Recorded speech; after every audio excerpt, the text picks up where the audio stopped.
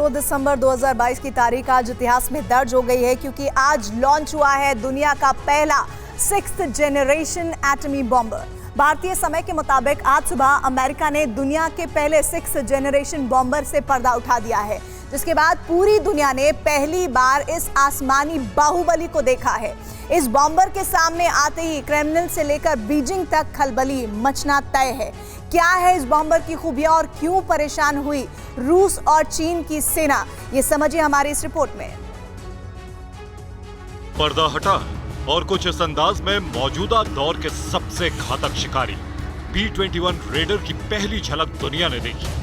अमेरिकी company Northrop Grumman ने पूरे तामझाम के साथ डिजिटल बॉम्बर को दुनिया के सामने पेश किया और इसे लेकर दावा किया कि आने वाले वक्त में यूएस एयरफोर्स का यह आसमानी शिकारी दुनिया पर राज करेगा।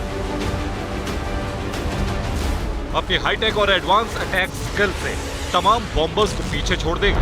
अमेरिकी एयरफोर्स का दावा है कि यह दुनिया का पहला डिजिटल बॉम्बर है, यानी एक ऐसा एयरक्राफ्ट जिसे सॉफ्टवेयर की तरह अपडेट किया जा सकेगा। इतना ही नहीं, B-21 रेडर को लेकर यह भी दावा किया जा रहा है कि ये दुनिया का पहला 6th जनरेशन एयरक्राफ्ट है। B-21 को कोई भी रडार नहीं पकड़ सकता है। ये बम वर्षक परमाणु हथियार ले जाने में सक्षम है। बिना पायलट के भी ये बॉम्बर हमले कर सकता है। इस बॉम्बर में क्लाउड टेक्नोलॉजी भी लगाई गई है। इसके अलावा ये सबसे छोटे साइज का बम वर्षक है, जिसकी रफ्तार करीब 3600 किलोमीटर प्रति घंटे की। 16,000 करोड़ रुपए की कीमत से एक बॉम्बर को बनाया गया है। जिस प्लेटफॉर्म पर यूएस ने अपने नए स्ट्रेटेजिक बॉम्बर को बनाया है वो है B-2 स्पिरिट स्टेल्थ बॉम्बर। हूबहू उसी की तरह B-21 रेडर दिखाई देता है, लेकिन आपको बता दें कि अमेरिका की तरह रूस के भी बॉम्बर बेहद शक्तिशाली हैं। अगर कोई बॉम्बर B-21 रेडर या फिर B-2 स्पिरिट स्टेल्थ बॉम्बर को टक्कर दे सकता है तो वो है Tu-160 यानी व्हाइट स्वान। रूसी बमवर्षक Tu-160 एक ऐसा विध्वंसक है जिससे अमेरिका समेत नाटो के मुल्क भी खौफ खाते हैं।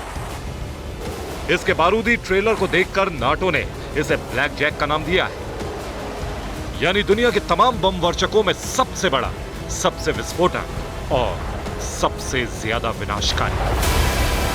अब आपको रूस की इस एटमी उड़ान दस्ते के बारे में बताते हैं। इसकी ताकत, इसकी खासियत, कैसे रणभूमि में इसका दबदबा रहता है, कैसे इस व्हाइट स्वान को देख दुश्मन सिहर जाता है, क्योंकि ब्लैक जैक का एक अटैक दुश्मन का नक्शा बिगाड़ सकता है। ये आपको ग्राफिक के जरिए समझाते हैं।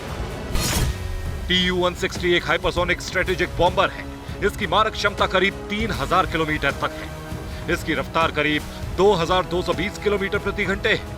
ये 200 किलोटन न्यूक्लियर वॉरहेड ले जा सकता है। इस बॉम्बर से क्रूज मिसाइलों को भी दागा जा सकता है। Tu-160 लगातार 15 घंटे तक उड़ान भर सकता है। इस बॉम्बर का कुल वजन 1,10,000 किलो होता है। इतना ही नहीं, व्हाइट स्वान 70 मीटर प्रति सेकंड की रफ्तार से ऊंचाई पर उड़ान भर सकता है। इसके जरिए 250 किलो वजनी एटम बम भी दुश्मन के इलाके में ड्रॉप किए जा सकते हैं। इस बॉम्बर की बनावट हूबहू किसी हंस की तरह है। इसके अलावा Tu-160 बम वर्षक पर सफेद रंग की कोटिंग रहती है।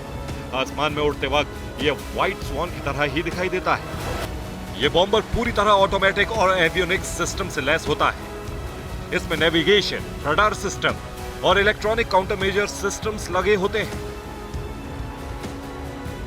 1970 के दशक का यह बम वर्षक अब तक का सबसे तेज, सबसे बड़ा और सबसे भारी बम वर्षक है।